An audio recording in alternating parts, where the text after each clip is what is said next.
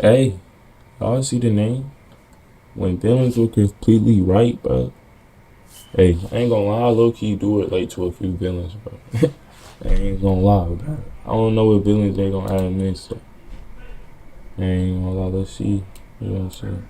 Villains that were low-key right. By the way, when I say low-key right, that doesn't mean I agree with their opinions fully. And especially not the method of action, because half of these, because I'm not gonna lie, they were tweaking. But anyways, back on track. First up, Dr. Doofenshmirtz from Phineas and Ferb. Alright, so if you don't know who the Doc is, he's basically the main villain of Phineas and Ferb. And I'm not gonna explain Phineas and Ferb, everybody should know that show. But he was basically infamous for making a lot of inventions. And for some reason, every single one of his inventions ended with a thon. The Annihilator-a-thon, the Death-a-thon, the Unemployment-a-thon. I know a lot of you are suffering from that one right now. But to sum it up, he's the main villain in this world. And everybody hates him. But in all reality, I don't think he's that bad of a guy. Matter of fact, I would even say that he's a good guy at the heart. And the main reason why I say that is because when you look at his backstory, gee golly, that shit was horrible. I mean, he was very lonely, he had no friends, nobody wanted to be around him. He literally made a balloon his best friend. And also, his parents absolutely hated him. I mean, for God's sake, they didn't even show up to his birth. How the fuck that's possible, I don't know, but they did that shit. And then not to mention when he This nigga was born to be a villain, bro. His mother didn't love him because he wasn't good at kickball, of all things in the world not to be good at. Like, what the fuck? This nigga was born to be a so villain. much that he made him his personal garden. And he wouldn't allow him to move because it would mess up the aesthetic. Like that,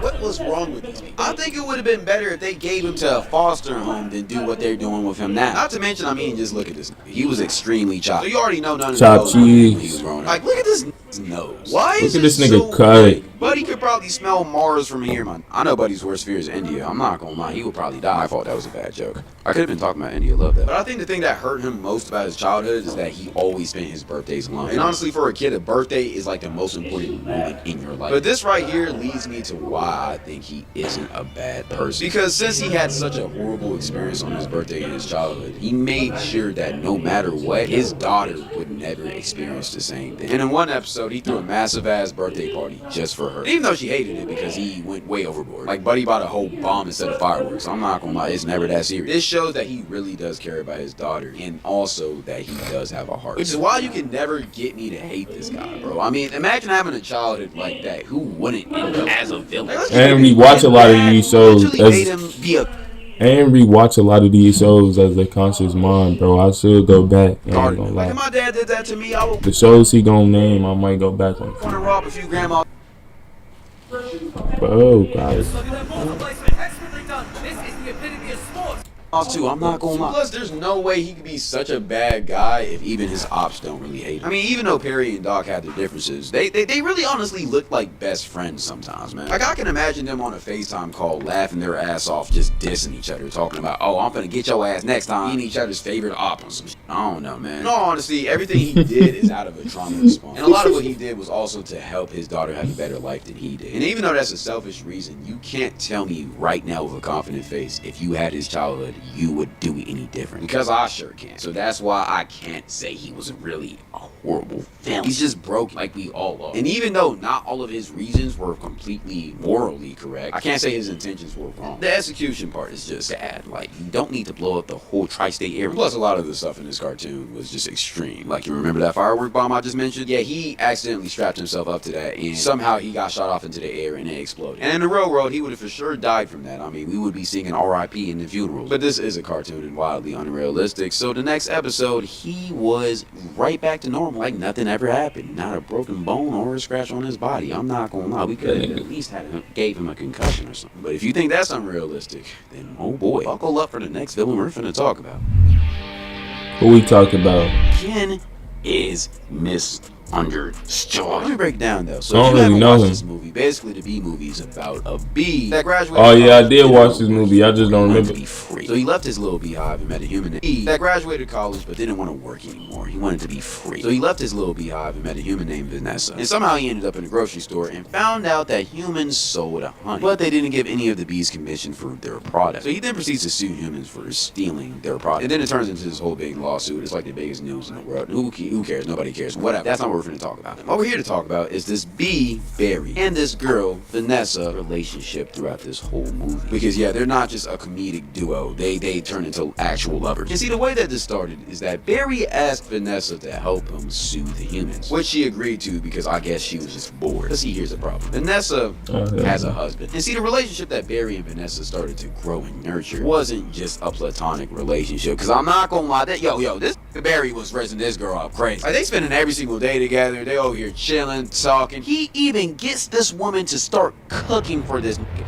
You're a B. What do you don't need a full course meal. The great part about it is that he's doing all of this knowing that she has a husband. Who in fact, to add fuel to the fire, is allergic to bees. And the fucked up part about this situation is that Barry and Vanessa don't even try to hide it. It's very obvious that they have feelings for each other. I still don't understand because one is a human being and one is a bee. Like, how would that even genetically work? I mean, that like it will probably be like this. It's like, that's just not gonna fit. Like, no, worst part about this movie, in my opinion, is that when Ken starts to peep what is going on, Vanessa then tries to gaslight him into thinking that he's just being insecure. Like, brother, how am I being insecure? A bee is literally taking my girl right from me. And you know what the worst part about this is? Is that Barry the bee, that I'm smacking him with the Timbs all over his face. Pause. No, pause. This was that Ken is allergic to. Was rubbing this whole thing all over his face. Pause. No, pause. This was coming on his face. He was spreading pollen all around the house. You got Ken coming in the crib automatically sneezing because he's breaking out. Then you got this bee eating at your table, taking your seat, drinking with your girl, flirting with your girl. Like, bro, now, I'm gonna be honest, bro. If I was Ken, I'm killing it. I don't care. Where's the rage spray? And you know the funny part about this is that Ken actually stood on business too. Like, me and him are twins for real. He actually tried to pack him up multiple times, mind you. But every single time he tried to, something or someone would stop him. We can all probably guess who the someone was. Like, geez Louise, yo, Ken, please just break up with this girl. He's disrespecting your manhood. Yeah, go home. Go somewhere else. She not only let another man, another insect, I don't know, another bee come into your crib, put his meat on your table, and risk your girl pollinating and spreading all of his mushy goodness all around the house for you to sneeze at, and she did nothing about it. Matter of fact, she encouraged it. Matter of fact, she let him take her. Come on, man. The worst part about this movie is that at the end, Barry ends up being with Vanessa. Like, again, I don't know how that would work. I don't know if his stinger would just go into her. But they end up together, and they also end up gaslighting Ken. I've seen kid movies like that. It always left me with the mysterious clue, like when an ugly ass insect get a bad princess. Like, bro, I was a kid, just bro, how was that working? I was stuck clueless, bro. It had to be some weird niggas making the movies to fuck with our heads. But we ain't gonna. But they end up together, and they also end up gaslighting Ken so much to the point where he goes back crazy. Which honestly, I can't blame him. I mean, every single man would do the same thing if his girl got taken by a bee. But in my opinion, there is no way Ken is the villain in this story. And I hate that this movie tried to gaslight us into thinking that shit. Because we were kids. We didn't know any better. We thought bees had like us, man. I don't know. We thought it was possible. If anything, Barry was actually the villain in my opinion. And Vanessa was for sure his Harley Quinn. Ruining a grown working class man's life for absolutely nothing. But this isn't even the craziest situation we're finna talk about. And a matter of fact, we're finna talk about the craziest one next. Because honestly, I feel like it's the one y'all have all been waiting for. Thanos. Okay, this one's most likely the reason why you clicked on the video, so let's get straight to it. Recently, it's been a popular trend to say that Thanos wasn't really wrong at all. But in all reality, I don't think a lot of y'all truly do know why he has this mentality, because his backstory is pretty interesting. See, Thanos grew up on a planet called Titan, and a major issue on his planet was overpopulation. See, Thanos suggested that they just killed off half of the population, so that at least the other half of the population could live and survive, because the planet was about to be. But the government of this world deemed that way too inhumane, which I do agree. I mean, how would you even go about that? Like, would it be a lottery? Would it be nationally televised? Like, imagine turning on the TV to find out if you were finna die. Like, the fate of your life was based on a lottery. But anyways, eventually the whole planet ended up being extinct. And this obviously made Thanos very, very sad. But there was one silver lining. He was right. See, if Titan did massacre half of the population, they would have survived. But they didn't, and that's why they died. And in all reality, if you're just crazy like Thanos, that's all the motivation you need to just go and kill people. people. And from that point on, he proceeded to commit mass genocide to the whole universe until he found out about the Infinity Stones. And then it basically sped up the process, and we know the rest because the rest is history. Now, a lot of people think he was right in doing this because we as human beings are parasites to our world. I mean, all we do is just suck and slobber up all of the planet's resources. And then oftentimes we just completely milk it dry, and then there's nothing else left. And at the same time, if we sucked up some of the resources, but not all of it, at a cool little rate, it wouldn't be that bad. But we're just doing it way too fast, and it's just we just gotta stop that. We gotta slow it down. And people think the best way of slowing it down is by just cutting half the population, which in theory does sound correct, and that's why a lot of people agree with Thanos.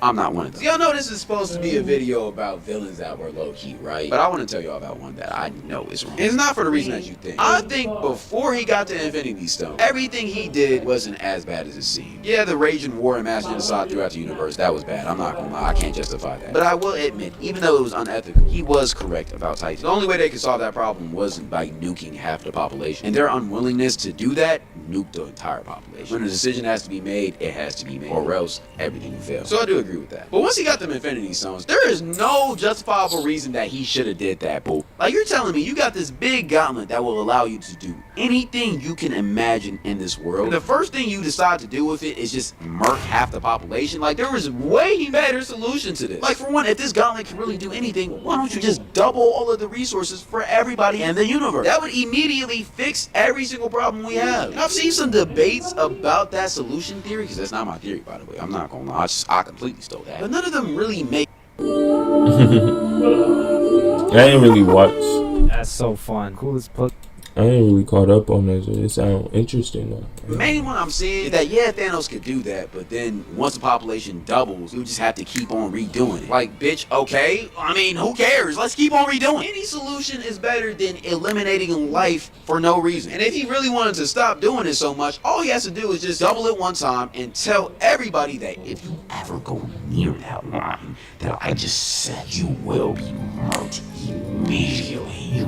And you know I'll do it now. Like, you didn't have to go to those extreme lengths when there was just such a better solution. I feel like he just wanted to murk half the population just to prove a point. And I'm sorry, that's just not a good reason. But the last person I'm going to talk about does actually have a good reason for doing what he does. I just may or may not agree with the methods. And the character I'm talking about is the bunny. So yeah, I just figured out his name is White Rabbit.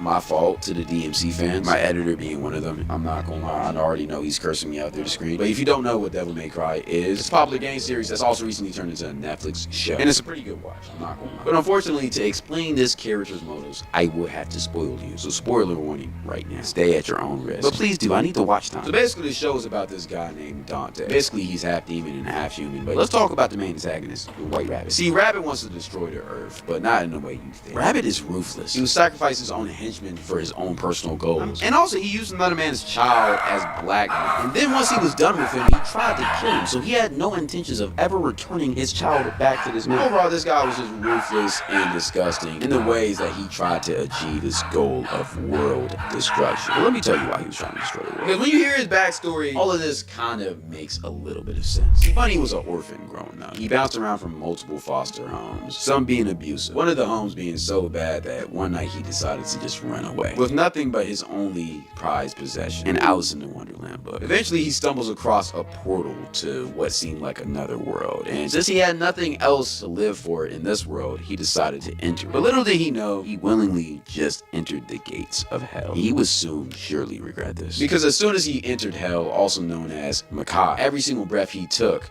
was poisoning, because the air was toxic to breathe in. Also, there was monsters running around eating other monsters and demons, and honestly, this whole world was just screwed up, horrible, torture. It was the reason why it was called hell. It's the reason why it is hell. But eventually a chill demon stumbled across Rabbit, and he led him to his village. Where we come to find out that not every single demon is bad, and that a lot of them just want to live normal, regular lives. And since he had nowhere else to go, the village took him in as one of their own, where he stayed for years and ended up being a part of their culture. And everything's good at first, until he remembered that he was in hell and everything is horrible. I mean, hell doesn't have blue skies and rainbows. I mean, all it has is death. So Rabbit decided to make a device that could open portals, so he he could transfer his people back to Earth where they could actually properly live and breathe without actively dying. And once he crosses back into his regular world, he starts transferring more and more people. It's a rescue mission. And everything's going perfectly fine until Lady and her crew pulled up. See, here's where shit gets twisted. See, even though these demons were good people, in the eyes of humans, they're still demons. And when I say in the eyes of humans, I mean the United States government, which is why they created a task force to eliminate every single demon that they came across. And that task force was a Lady and her crew. And they were on the clock that night, and they found demons coming out of a portal. So you could probably guess what happened next. Boy, it was a massacre. I mean, they left no man behind. Oh, every single demon baby was killed. Oh, it was bad. Well, every single person was killed except Rabbit. Which is like the most ironic thing out of all of this. Like, you're the person helping these people, and you just see them die around you. After they took you into their world, even though you didn't look like them, but the world you're from can't do the same for these people when they're in way more dire need. Yeah, I can kind of see why he crashed the fuck out later in the series. Because after he seen that, he quickly went down his villain ironic thing out of all of this. Like, you're the person helping these people, and you just see them die around you. After they took you into their world, even though you didn't look like them, but the world you're from can't do the same for these people when they're in way more dire need. Yeah, I can kind of see why he crashed the fuck out later in the series. Because after he seen that, he quickly went down his villain world domination arc. His one sole life purpose after this moment was to combine the regular world and the demon world so that everybody experienced hell, but eventually it would balance out because the US government and all of the nations would kill all the monsters. I don't really know, but basically he was trying to sacrifice this generation in the hopes that the future generation would figure out how to coexist with these monsters and finally delete them out of the universe. Nah, this so that I might watch What if you it. can create your own website by saying, this is what I want? With Wix, you can. everybody can live peacefully one day. Which, when you look at it, is very noble. But at the same time, I live on this earth and not on that earth. So fuck you. I don't want to see demons. Well, I'm glad he got packed up at the end of the series. R.I.P. Bozo. I'm not going to. I can't sit here and act like I don't understand his reasoning. And if I was him, I would do any different. I mean, yeah, I wouldn't go to the lengths that he did. He literally sacrificed his own people just to achieve a greater goal. And also, he was willing to sacrifice billions of people to achieve a greater goal. Yes, this is messed up. But at the same time, you really can't say it was out of selfish gain because he was looking at the betterment of society in the long run. I mean, yeah, everybody would have got packed up, but as eventually people would have found a way to defeat these demons one way or another. And even if it didn't happen at the start, eventually society would be balanced again. No matter what, it's not fair that these demons have to suffer through all of that pain and torture, the fear of getting eaten, the fear of breathing too much, basically living a horrible life for no reason other than them just being born in there. And it's completely not fair that us humans can just live a perfectly fine life without even caring about what these demons had going on, bro. That's crazy. Again, he was willing to sacrifice himself for his overall goal, so you can't say it's the most selfish thing ever, even though it was out of selfish hatred that he started this goal. And in my opinion, bro, low-key kind of right. I mean, of course this is a cartoon, but if this happened in real life, that is the correct decision. Yeah, we will ultimately have to pay the price for it, but at least our ancestors would be straight, and the demon ancestors would be straight too. We should at least guarantee a future generation's safety over ours. It's what y'all want me to say, but at the same time, R.I.P. Bozo. I'm not gonna lie. I don't want to get eaten by a demon, and you don't want to get eaten by a demon. So, Nah, but